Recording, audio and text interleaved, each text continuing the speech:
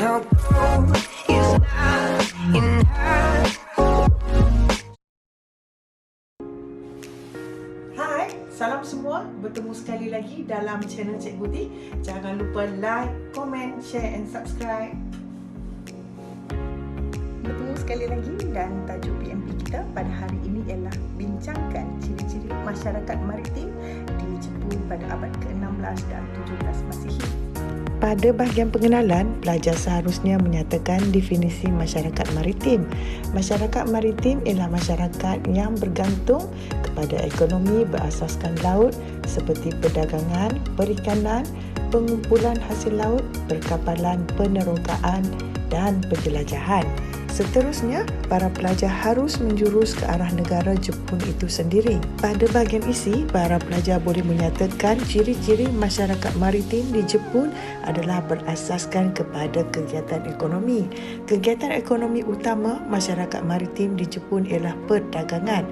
Kegiatan perdagangan berkembang pesat pada zaman Ashikaga. Pedagang-pedagang Jepun menjalinkan hubungan perdagangan dengan Asia Tenggara.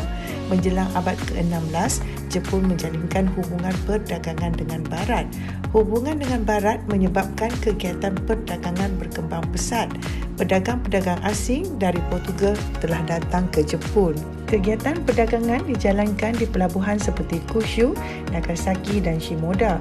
Pedagang-pedagang Jepun mengeksport barangan seperti tembaga, berlian dan perak. Antara barangan yang diimport oleh pedagang Jepun ialah sutera, tembikar dan tembaga dari China. Barangan tropika pula diimport dari pelabuhan di Asia Tenggara. Ciri seterusnya bagi masyarakat maritim di Jepun ialah bertempatan. Masyarakat maritim di Jepun tinggal di kawasan pesisir pantai dan kepulauan. Dari segi geografi, Jepun terdiri dari pulau-pulau yang dikelilingi oleh laut. Bentuk muka bumi, kepulauan dan bergunung ganang ini menyebabkan pertempatan didirikan di kawasan pesisir pantai. Kedudukan berhampiran dengan laut memudahkan mereka menjalankan aktiviti perdagangan, menangkap ikan dan mengutip hasil laut. Selain itu, masyarakat maritim juga tinggal di pelabuhan yang terletak di muara sungai. Antara pelabuhan yang menjadi tumpuan masyarakat maritim ialah pelabuhan Kyushu, Hiroshima, Nagasaki dan Shimoda. Pelabuhan tersebut memainkan peranan sebagai pusat pengumpulan dan pengedaran barangan dagangan. Ciri masyarakat maritim di Jepun yang seterusnya ialah kepakaran mereka dalam teknologi perkapalan. Masyarakat maritim Jepun terdedah kepada kemahiran dalam pembinaan kapal dan perahu. Mereka mempunyai kemahiran membina kapal layar yang dikenali sebagai shunzen. Kapal jenis ini dibina dengan menggunakan teknologi yang tinggi. Kapal layar ini digunakan oleh pedagang-pedagang Jepun untuk pelayaran jarak jauh seperti ke pelabuhan di Asia Tenggara. Di samping itu, mereka juga mempunyai kemahiran membina kapal seperti Higaki, Kaishen dan Taro Kaishen.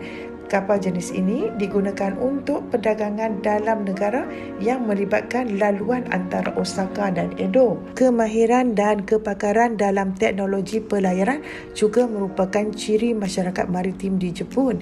Mereka mempunyai pengetahuan yang tinggi dalam ilmu pelayaran. Mereka mempunyai pengetahuan dalam ilmu nautika dan kartografi. Masyarakat maritim menerima pengetahuan mengenai teknologi perkapalan daripada pedagang Portugal. Shogun Ieyasu mendapat bantuan daripada orang Sepanyol dalam teknologi perkapalan.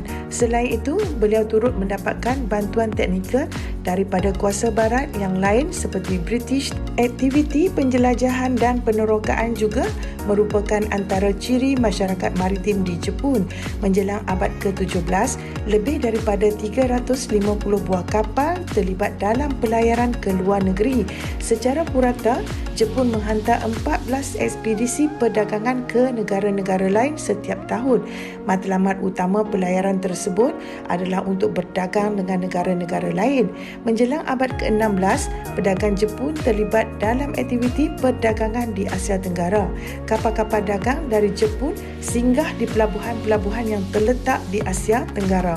Ciri masyarakat maritim di Jepun yang seterusnya ialah mereka memiliki sifat ingin tahu. Semangat ingin tahu menyebabkan mereka ingin mengetahui adat resam, budaya dan sejarah masyarakat lain. Ekoran daripada hubungan dengan negara lain, masyarakat Jepun terdedah kepada pengaruh luar. Sebagai contoh, masyarakat Jepun menerima pengaruh agama Kristian daripada mubarik Kristian Portugal. Mereka juga menerima pengaruh agama Buddha dan Confucius, ekoran perkembangan dan pertembungan mereka dengan masyarakat Cina. Selain itu, mereka juga memiliki semangat keterbukaan. Mereka sanggup berlayar ke kawasan baharu dan menjalinkan hubungan dengan masyarakat tempatan. Ekoran daripada hubungan dengan masyarakat tempatan, maka berlakulah pemindahan teknologi dan juga ilmu. Shogun Ieyasu mengamalkan dasar terbuka dalam menjalinkan hubungan dengan negara asing. Beliau cuba mendapatkan bantuan teknikal dalam bidang teknologi pelayaran dan perkapalan. Masyarakat Jepun juga turut mempelajari teknik membuat tembikar daripada Korea dan menjadi salah satu industri penting di Jepun. Perkembangan perdagangan dengan negara barat seperti Portugal, British, Belanda dan Sepanyol menyebabkan mata wang perak digunakan dalam urus niaga. Baiklah para pelajar, Cikgu T ingin memberikan sedikit tips. Jika para pelajar telah menonton video berkaitan dengan ciri-ciri masyarakat maritim di Portugal, maka para pelajar akan mendapati bahawa isi ataupun fakta adalah sama dengan ciri-ciri masyarakat maritim di Jepun. Oleh itu, adalah mudah bagi para pelajar untuk menghafal isi dan fakta. Yang berbeza cuma adalah contoh dan huraian. Oleh itu, diharapkan agar apa yang disampaikan oleh Cikgu T dapat memberikan manfaat kepada semua. Berjumpa lagi dalam video-video yang selanjutnya. Bye! Bagaimana dengan video yang anda telah saksikan sebentar tadi? Jika mahukan video-video yang lebih menarik dan info-info yang selanjutnya, sila klik di sebelah